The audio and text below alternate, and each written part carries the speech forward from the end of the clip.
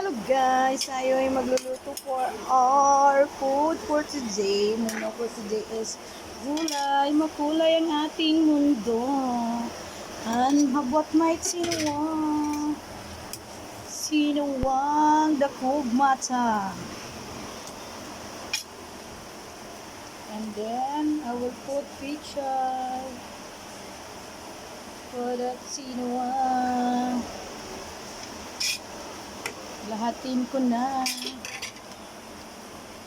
Para masaya ang gulay. Diba? Pakuloyin lang siya ng 1 minute. Mother, what happened to you? Para na siya ay malutuin na siya.